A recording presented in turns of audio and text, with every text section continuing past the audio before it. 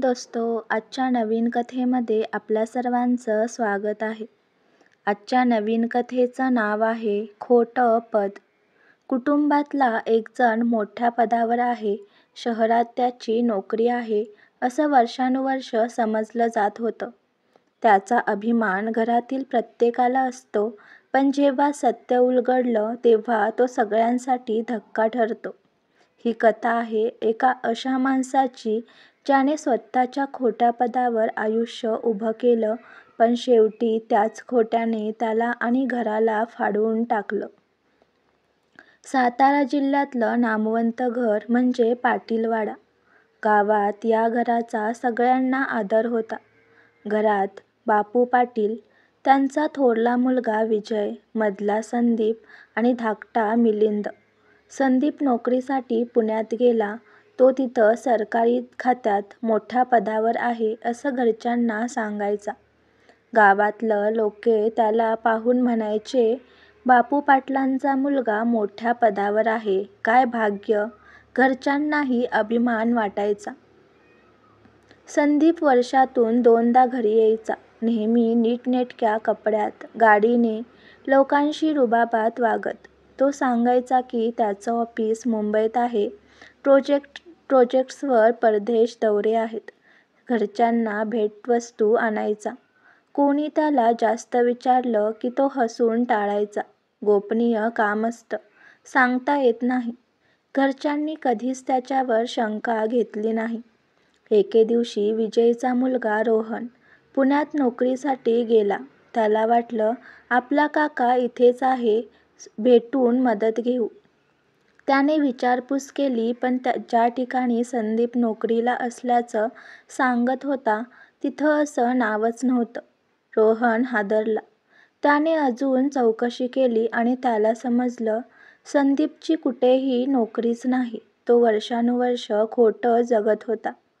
रोहन घरी परतला आणि आईवडिलांना सांगितलं, काकांची नोकरी नाही, ते खोटं बोलतात. घरात वादळ आलं. बापू पाटील रागाने थरथर कापले. हे कसलं लाजिरवाणे सत्य आहे. पण माधुरी वहिनी शांतपणे म्हणाली, सत्य असो वा खोटं, हे आपल्याला समोर उघड करून घ्यावंच लागेल. संदीप घरी आला तेव्हा सगळ्यांनी त्याला घेरलं. बापू पाटील ओरडले, तू मोठ्या पदावर आहेस म्हणे, सत्य काय आहे? संदीप काही क्षण गप्प राहिला. मग थरथरत्या आवाजात म्हणाला, हो, मी खोटं बोललो. माझ्याकडे कधीच नोकरी नव्हती. मी सुरुवातीला एका कंपनीत लहानशी नोकरी मिळवली होती, पण तीही टिकली नाही. घरी अपमान होईल म्हणून मी खोटं सांगितलं. ते खोटं इतकं मोठं झालं की मी त्यात अडकलो. घरातले सगळे थबकले. सगळ्यांना विश्वास बसत नव्हता. वर्षानुवर्ष त्यांनी ज्याचा अभिमान बाळगला तो केवळ भ्रम निघाला. विजयला रागाने पोटात आग झाली. तुझ्या खोट्यामुळे घराचं नाव बदनाम झालं. लोकांना तोंड कसं दाखवायचं? मिलिंदने मात्र शांतपणे विचारलं, भाऊ, खोटं का वागलास? काम करायचं होतं, काहीही नोकरी, पण का नाही केलीस? संदीप अश्रूंनी म्हणाला, अभिमान. स्वतःच्या बापाचा, घराचा. लोकांनी मोठ्या पदावर आहे असे ऐकून कौतुक केलं की मीही त्या खोट्यात जगत राहिलो. सुरुवातीला गावात कुजबूज सुरू झाली.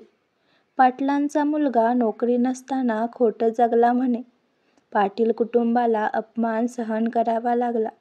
पण माधुरी वहिनीने ठामपणे सांगितलं, संदीपने खोटं केलं, पण आता त्याला संधी द्यायला हवी, नाहीतर तो आयुष्यभर खचून जाईल. घरात चर्चेनंतर ठरलं, संदीपला पुन्हा उभं करायचं. संदीपने आपलं खोटं मान्य करून गावकऱ्यांसमोर कबुली दिली, मी तुम्हाला वर्षानुवर्ष खोटं दाखवलं, पण आता खोटं सोडून खरं जगणार आहे. साधी नोकरी असेल, छोटं काम असेल, पण ते माझ्या कष्टाचं असेल. गावकऱ्यांनी सुरुवातीला टोमणे मारले, पण हळूहळू त्याच्या प्रामाणिकपणामुळे लोकांचा दृष्टिकोन बदलला. त्याने छोट्या स्वरूपात शेती आणि दुधाचा व्यवसाय सुरू केला. हळूहळू तो उभा राहिला. पाटील वाड्यात पुन्हा शांतता आली. खोट्या पदाच्या सावटाखाली दडलेलं आयुष्य संपलं. घराने सत्याला स्वीकारलं आणि संदीपनेही आपल्या आयुष्याला नवी दिशा दिली.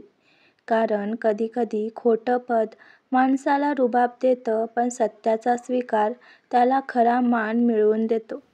आजची कथा आवडला असल्यास व्हिडिओला लाईक करा, चॅनलला सबस्क्राईब करा आणि कथा कशी वाटली हे कमेंटद्वारे जरूर कळवा. व्हिडिओ जास्तीत जास्त शेअर करा. धन्यवाद.